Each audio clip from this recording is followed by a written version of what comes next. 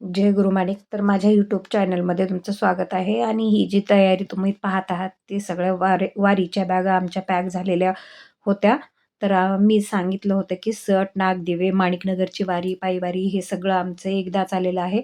आणि आज माझी बहीण स्वयंपाक करत होती, कारण आज मला चलत जायचं होतं आणि त्यामुळे स्वयंपाक करून थकून गेल्यानं चलणं होणार नाही या ह्याच्याने तिनंच स्वयंपाकाचं सगळी धुरा सांभाळली होती.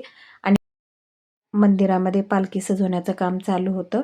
इकडं स्वयंपाकही राधाचा चालू होता आणि भरीत मात्र मी वाटणार होते. कारण कांदा लसूण काढून थोडं नैवेद्यासाठी द्यायचं होतं आणि बाकीचं कांदा लसूण घालून तर हा भंडारा कुटत होते आमच्या मोठ्या जाऊबाई.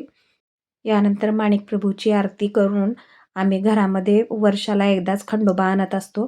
कारण आज खंडोबाची आरती घरामध्ये होत असते. घरातच आम्ही तळी उचलतो. तर वाघ्याला बोलवून त्याचे कोटंबे वगैरे भरणं झालं, खंडोबाला नैवेद्य दाखवणं झालं आणि तळी उचलल्यानंतर मग आरती वगैरे करून घेतली. आरती झाल्यानंतर आम्हाला लगेच जेवण वगैरे आवरून आम्ही आता पायवारीची सुद्धा आरती करून घेत होतो माणिक प्रभूच्या मंदिरामध्ये. आणि आमची खंडोबाची ही आरती घरातच होते. वर्षाला एकदा खंडोबा घरात येत असतात. यानंतर वारीची तयारी, वारीची आरती सगळी झाली. लोकही बरेच जमले होते आम्हाला पाठवून देण्यासाठी.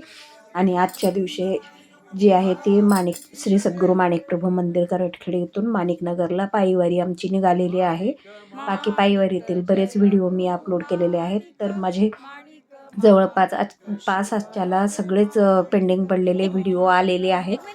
तर तुम्ही ते पाहू शकता आणि आता इथून रेग्युलरचे व्हिडिओ तुम्हाला मिळतील.